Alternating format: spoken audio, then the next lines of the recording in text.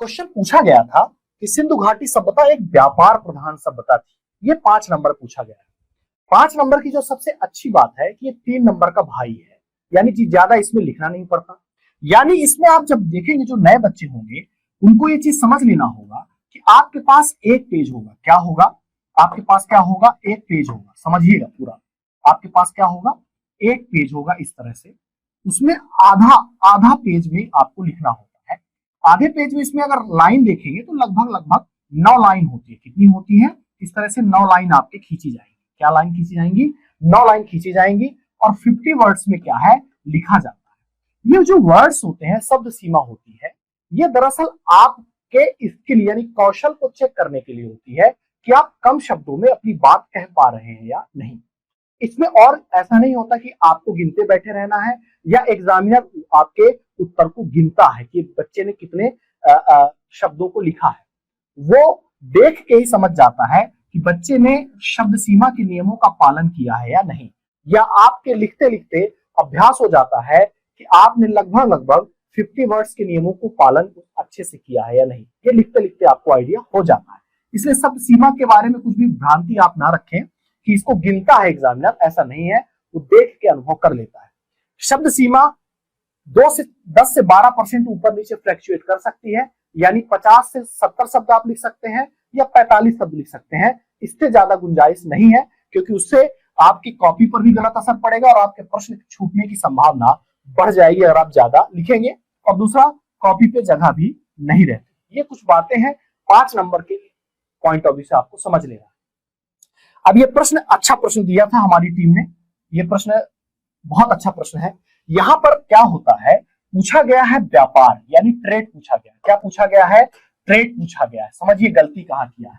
दरअसल क्या होता है कि जो सिंधु घाटी सभ्यता है, क्या है? सिंधु घाटी जो सभ्यता है, इसमें आप जब ट्रेड वाला प्रश्न देखे होंगे तो बहुत सारे बच्चों ने क्या किया होगा, इसकी अर्थव्यवस्था को लिख दिया होगा। क्या लिख दिया होगा? अर्थव्यवस्था को लिख दिया होगा। यानी इसकी कृषि को भी लिखा होगा, इसके पशुपालन को भी लिखा होगा, इसके उद्योग और शिल्प को भी लिखा होगा, इसके व्यापार वाणिज्य को तो लिखा ही होगा, मुद्रा प्रचलन को लिखा होगा, इसके नगरीकरण को लिखा होगा। अन्य जो आयाम होते हैं, अर्थव्यवस्था जब पूछी जाती है तो उसमें जो जो आयाम या डायमेंशन एक बच्चा लिखता है वो सभी जो है उसने लिख दिया होगा। जबकि हमने केवल इसके एक डायमेंशन यानी व्यापार और वाणिज्य पे आपसे प्रश्न पूछा था और केवल व्यापार और वाणिज्य पे ही आपको लिखना था, ना कि अर्थव्यवस्था पर।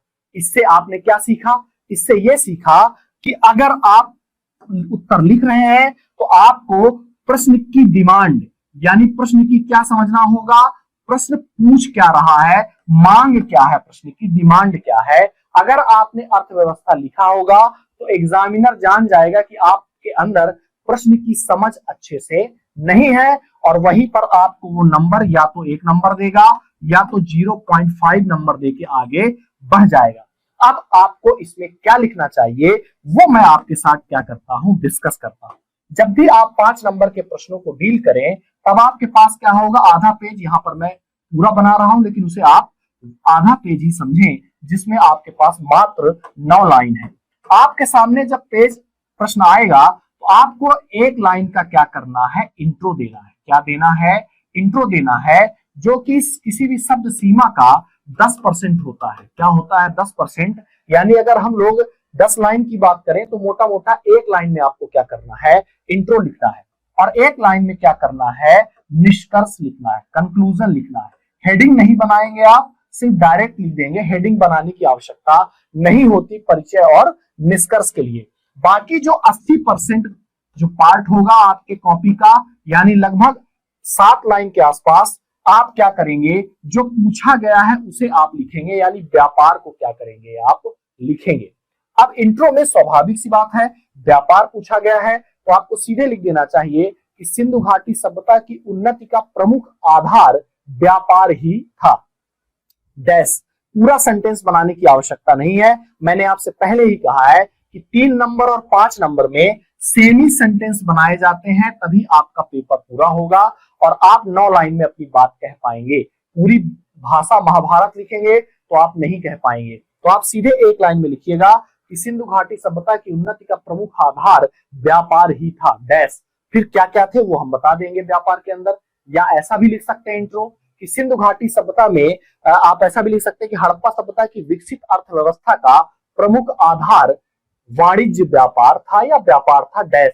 अब कौन कौन सी बातें आपको 80% जो मुख्य भाग है या बॉडी जिसे आप कहते हैं उसमें क्या क्या लिखना है। उसमें स्वाभाविक सी बात है एग्रीकल्चर पे चर्चा करनी है और एग्रीकल्चर पे भी उस बात पे चर्चा करना है जो आपके व्यापार से जुड़ा हुआ है, ना कि आपके अन्य उसके डायमेंशन को। एग्रीकल्चर में आपको बताना है क्योंकि एग्रीकल्चर का क्या होता था, व्यापार होता था। क्यों? क्योंकि कृषि जो थी वो क्या थी, अधिशेष अवस्था में थी। क्या थी? अधिशेष कृषि उत्पादन। बस एक लाइन का आपको लिखना है, अधिशेष कृषि उत्पादन। पूरी बात आपको लिखना ही नहीं है, हमने आपसे कहा छोटे छोटे पॉइंट बनाना है। ये सब नहीं लिखना है कि कृषि बहुत ज्यादा विकसित अवस्था में थी, उनका प्रमुख व्यवसाय था गेहूं चावल जौ, पंचायत नहीं करनी है। सिर्फ लिखना है अधिशेष कृषि उत्पादन यानी ज्यादा था और उदाहरण नीचे लिख देना है। क्या लिखना है? या उसी लाइन के आगे उदाहरण लिख देना है, मेसोपोटामिया से मोहरें प्राप्त हुई है। क्योंकि जब व्यापार होता था तो क्या हुआ, सॉरी मेसोपोटामिया नहीं, अन्नागार प्राप्त हुआ है। कहां से? मोहनजोदड़ो से। क्या लिख देना है यहाँ पर? अन्नागार। क्योंकि स्वाभाविक सी बात है अन्नागार बने हुए मिले हैं, इससे ये क्लियर था कि उनके पास कुछ ज्यादा सामान था, इसलिए वहां पर रखने के लिए अन्नागार जैसी इस तरह मतलब कृतियों को क्या है वो निर्मित किए थे, बनाए थे। ठीक है, तो ये आपको लिख देना और ये पूरी बात एक लाइन में क्या है आ जाएगी। दूसरा सेगमेंट आपको उठाना है, स्वाभाविक सी बात है हमें व्यापार पर ही टिके रहना है, तो दूसरा सेगमेंट आपको लिखना है कि आंतरिक और बाह्य व्यापार प्रचलित थे। तो आपको लिखना कि जी हाँ, बाह्य व्यापार भी हमारे यहाँ होता था। तो आपको लिख देना है कि बाह्य व्यापार किसका होता था, तो कृषि मदों या कृषि वस्तुओं का या कृषि अनाजों का या उत्पादों का विदेश में व्यापार होता था। और नीचे लिख देना है या उसके आगे लिख देना है, एक लाइन में ही आ जाएगी सारी बातें, कि मोहनजोदड़ो से मोहरें क्या हुई हैं, प्राप्त हुई है, सॉरी मेसोपोटामिया से मोहरें क्या हुई है, प्राप्त हुई है। आंतरिक व्यापार प्रचलित था, क्योंकि हमें व्यापार पूछा है तो हम बताएंगे कि जी हाँ आंतरिक व्यापार भी प्रचलित था। अंतर जो राज्य थे वो आपस में ही व्यापार करते थे, राजस्थान, कर्नाटक, आंध्र प्रदेश, अब उस समय नहीं था नाम लेकिन ठीक है वो एरिया था इसलिए हम लिख देते हैं कि राजस्थान, आंध्र प्रदेश और कर्नाटक आपस में क्या करते थे, व्यापार करते थे। तो बिल्कुल ये वाला पॉइंट भी यहाँ पर आना चाहिए। 3 पॉइंट हो गया, 3 लाइन में काम खत्म हो जाएगा। चौथी लाइन उठाना है, चौथी लाइन में आपको लिखना है, बहुत सारी बातें याद आ जाएंगी कि भैया यहाँ पर मानक माप तौल प्रणाली थी 16 के गुणक में, तो लिख दीजिए मानक माप तौल प्रणाली, ये भी एक यूज कर लीजिए पॉइंट। जो व्यापार होता था वो वस्तु विनिमय प्रणाली पर आधारित था, बिल्कुल लिख दीजिए उसको, 5वां पॉइंट हो गया। बस इतने में आपका काम हो जाएगा। आपको लिखना तो लिख दीजिएगा कि हाँ स्थल और जल दोनों से मार्ग से व्यापार होता था, कोई इशू नहीं है, पर 5 पॉइंट से कम नहीं होना चाहिए, ये बात जरूर आपको याद रखना है। 5 पॉइंट, क्योंकि 5 नंबर का प्रश्न है तो 5 पॉइंट जरूर होना चाहिए, 5 से कम पॉइंट नहीं चलेगा। क्योंकि एग्जामिनर जो है वो कॉपी, हमने आपसे पहले भी कहा है अगर हमारी क्लास लिया होगा आपने, कि जो एग्जामिनर होता है वो कॉपी आपकी देखता है, पढ़ता नहीं है। उसको आइडिया लग जाता है इतना कॉपी चेक कर करके कि बच्चे ने क्या लिखा है। तो एक चीज याद रखिएगा, 5 पॉइंट से कम मत लिखिएगा वरना नंबर एवरेज मिलेंगे यानी 3 से कम मिलेंगे और आप बाहर हो जाएंगे एग्जाम से। और एक लाइन का आप निष्कर्ष लिख दीजिएगा कि उपरोक्त विवरण से स्पष्ट है कि सिंधु घाटी सभ्यता एक व्यापार प्रधान सभ्यता थी।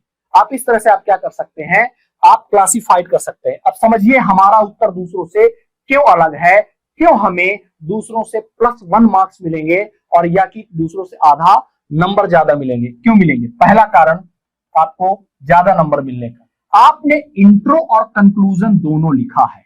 ये दो एक ऐसे सेगमेंट हैं जिसे एग्जामिनर ढूंढता है अपनी कॉपी चेक करने में। ठीक है, एग्जामिनर क्या करता है, ढूंढता है।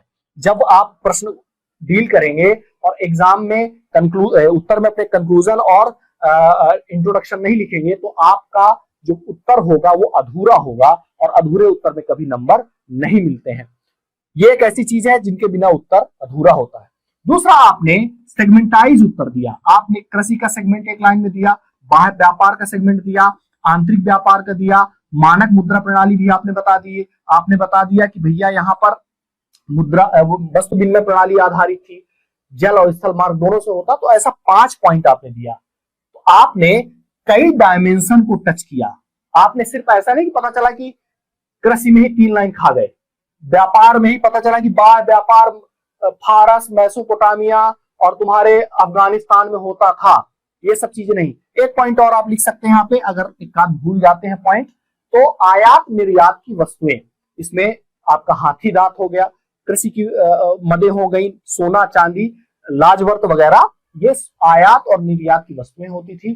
डेफिनेटली इस पॉइंट को आप लिखिएगा, 5 पॉइंट आप बना लीजिएगा। इस तरह से सारे डायमेंशन आपने छू लिया है। ऐसा नहीं कि आप पता चला बाह्य व्यापार में 3 लाइन खा गए, ऐसे उत्तर कभी अच्छे नहीं माने जाते। ऐसे उत्तर हमेशा एकांगी उत्तर माने जाते हैं, और कभी भी ऐसा उत्तर लिखने वाला बच्चा कभी अच्छे मार्क्स नहीं पाता है। 5 नंबर में एक लाइन से ऊपर पॉइंट नहीं बनाना है, सेमी पॉइंट बनाना है, फुल पॉइंट नहीं बनाना है। याद रखना है इस बात का, क्या बनाना है, सेमी पॉइंट बनाना है। जैसे कृषि, अधिशेष कृषि उत्पादन, बस, यानी सरप्लस एग्रीकल्चर प्रोडक्शन। ब्रैकेट में हमने क्या लिख दिया, अन्नागार, कॉमा लगा के अन्नागार, और ब्रैकेट में हमने क्या लिखा, मोहनजोदड़ो। हमने ये नहीं लिखा कि हड़प्पा सभ्यता के अंतर्गत कृषि जो था वो उन्नत अवस्था में था, जहां पर उत्पादन अधिशेष था। उदाहरण के रूप में मोहनजोदड़ो से प्राप्त अन्नागार, इतने में 4 लाइन खा जाओगे एक स्टेटमेंट। हमने क्या लिखा, कृषि डैश अधिशेष कृषि उत्पादन, कॉमा अन्नागार, ब्रैकेट मोहनजोदड़ो। समझ में आई बात? कंटेंट इंपॉर्टेंट नहीं है, अप्रोच इंपॉर्टेंट है। जो मैं सिखा रहा हूं, क्या सिखा रहा हूं, अप्रोच सिखा रहा हूं। अप्रोच सीखो, लिखना कैसे है, पेपर कैसे अटेम्प्ट करना है, सेमी सेंटेंस बनाना है, इस बात का ध्यान रखना है। मुझे ऐसा लगता है कि आपने सीखा होगा जो मैं कहना चाह रहा हूं। 10% यानी 1 लाइन का इंट्रो, 1 लाइन का निष्कर्ष, बाकी जो 7 लाइन है उसे यूज करना है मिनिमम 5 पॉइंट में, मैक्सिमम 6 पॉइंट, 1.1 लाइन। क्लियर?